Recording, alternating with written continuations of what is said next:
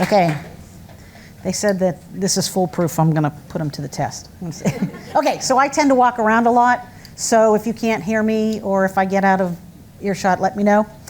So what I wanted to talk about was what we as an organization are actually doing. And they are things that it's not easy, but you could implement things within your organization, right? And if you have ideas that you think are wonderful, I would love to hear them. And you will see my email at the end so if you want to just send me a note. So I want to talk about why supplier diversity is important, why it's important to Uncle Sam, and then there are some buzzwords that we all talk about, Tier 1 and Tier 2 and diversity. So I want to get some granularity on what those definitions actually are. So I know this first stat is crazy. 99.1% of all businesses in the United States identify as small. So you're like, that is not possible. Okay, quiz. How many companies are on the Fortune 500? 500, right? It's like, when was the War of 1812? You're like, 1782, you know. So there are over 21 million registered small businesses with the Small Business Administration. Do the math, it's great, right? And so customers are asking us, help us with Tier 1, help us with Tier 2. But some of the things that might be interesting are 55% of all academic grants come from HHS. So because the federal government has small and diverse business goals, if you're an institution and you're going after grants, there's going to be some requirements for you or some good faith efforts. And then pharmaceutical companies might have it baked into their corporate citizenship goals or also drug approval for the FDA, right? And so all the things that the panel speakers have been talking about, this is not just a feel good and nice to have. 3.5 times the investment for every dollar based on a diverse team. There are numbers all over the place that show you the more diverse team, the more input, the broader the lens or different lenses so that you can actually see what should be included and what shouldn't be included. And just to let you know, for this slide, I can send anything out to anyone that's interested. And at the bottom in the speaker notes, I actually cite where I got the data. So it's not like Heather said, it's like, no, here's the link. So you can actually prove it, right? So if you're doing a paper. So here are some numbers we're talking about. So I want to point out two different things. So Health and Human Services, their budget is $2.95 trillion.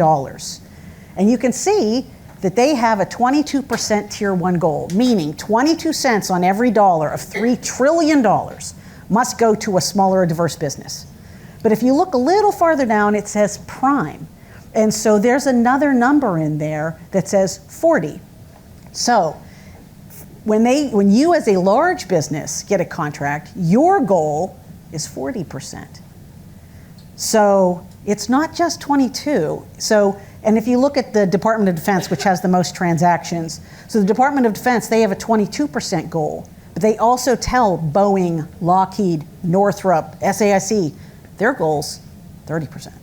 So you don't have to engage with the agency directly.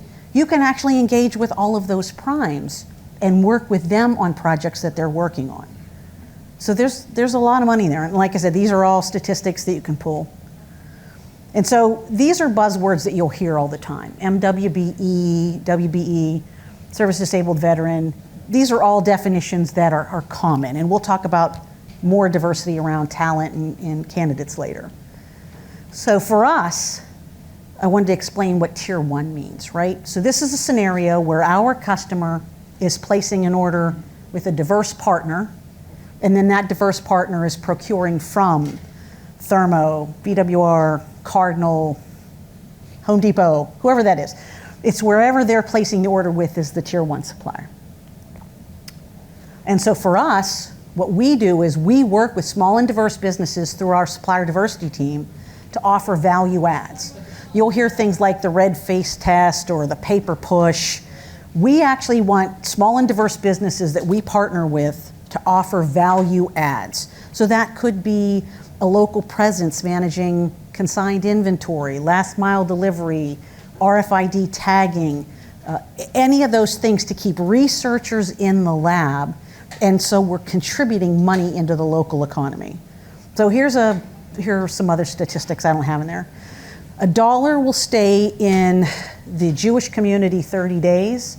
$1 will stay in the Asian community 20 days. $1 will stay in the African community 7 hours. And so we're trying to figure out ways, how do we pour money into that community? Because that's what Uncle Sam's goal is too, right? We want to create taxpayers. We want to create people that have the American dream. And so if we hire more firms that are African American and then they hire more people, now we've created more taxpayers. Those taxpayers will buy homes, will buy cars, will buy televisions, and that creates another job. So that's why it contributes over 50% of the gross domestic product, because they're pushing money around. So we want to figure out how to keep that money in that community longer. Now the next thing you'll hear about are tier 2.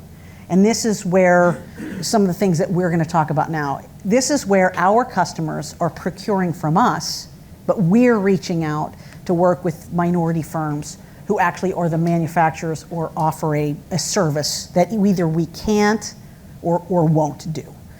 And so we actually call them out on our website.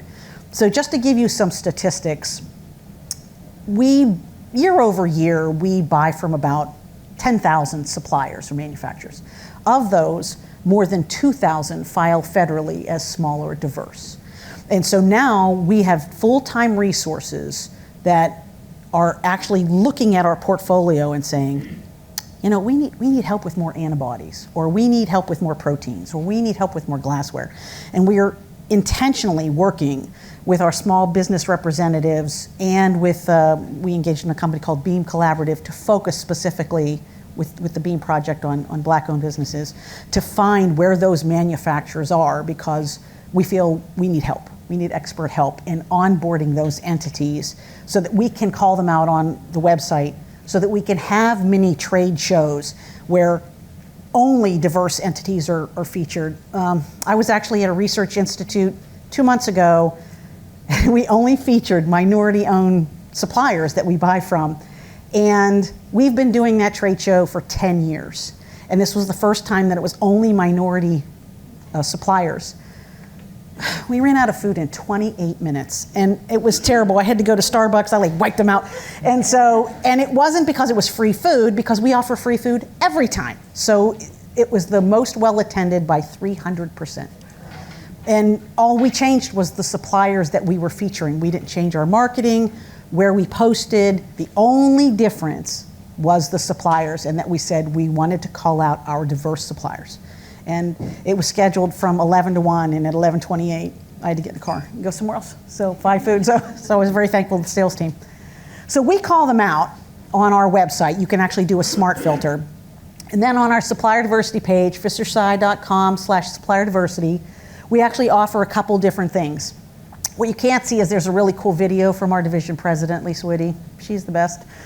And this actually is for researchers who need assistance with tier 1 or tier 2, or for companies that say, you know what, I would love to engage with your organization to get my products on your website to get to researchers. And so I have full-time dedicated resources that focus either way. It's not a bolt-on, it's not in that job description bullet that says additional duties as required. This is their full-time gig, where they are looking for diverse suppliers to build up our portfolio, to lessen any weaknesses. So what is diversity? So we've been talking about a couple different things. And something that I've learned over the last few years is not just gender or ethnicity, but cognitive skills, personality traits, background, diversity of thought, geography. During COVID, we were trying to figure out, how do we engage more individuals who have physical limitations? And so previous to COVID, it was, well, you have to move to Pittsburgh or you have to move to Boston. But are you and your caregiver going to move to Pittsburgh and Boston? You have to move a whole second family. Now it's, maybe they could be remote. Maybe we could keep the party going and benefit from their skill set. People with disabilities who are, the unemployment rate is 73%. So, and we're working with, just to let you know, we're working with a VSO, a veteran service organization. Women of color who are veterans are unemployed at 2.5 times their white male counterparts. So we're working with organizations now to work on veterans who are re-entering the civilian community. So for us, this is kind of how we're game planning it, right? We're tackling it 2 different ways. So we're looking at outreach. We're looking to work with organizations that are the subject matter experts in those scenarios, working with nonprofits, working around STEAM, trying to figure out what that runway is. You know, if girls don't like science by 2nd grade, girls don't typically like science. So how do we start to get to girls in that K to 12, more the K to 5? And so we're working with institutions so that we're building things locally.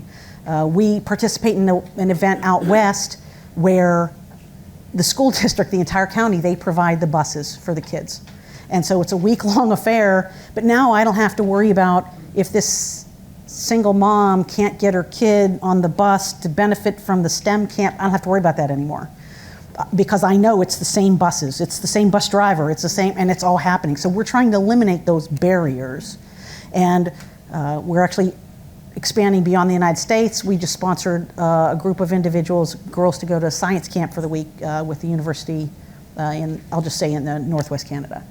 And so it was getting them excited to think about science. That if you see it, you can be it is coming through. So that diversity of thought, we want that to continue to happen. And we think we have a lot of data to prove why.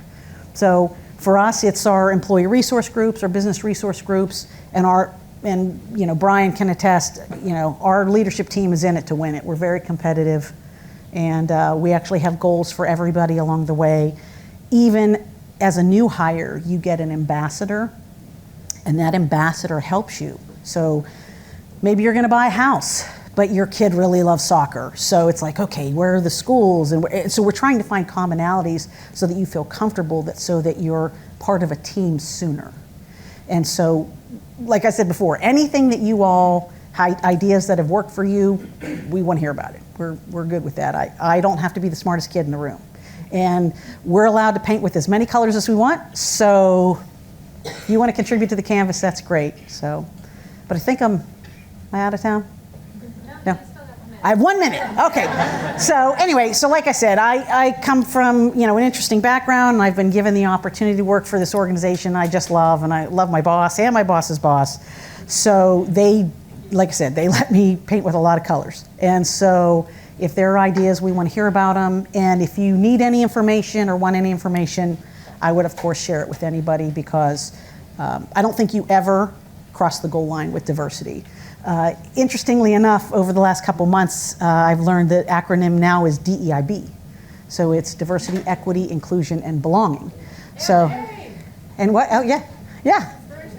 Oh, there, an A, see? I learned a day, all right. So yeah, so anything, like I said, anything that you all want to know or could provide to me, that'd be great.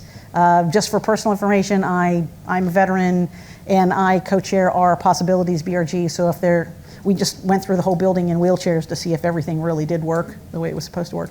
So those are the things we're looking for improvement. So we know we're never going to get across the goal line, but for us, we want to continue to fail forward. So, thank you.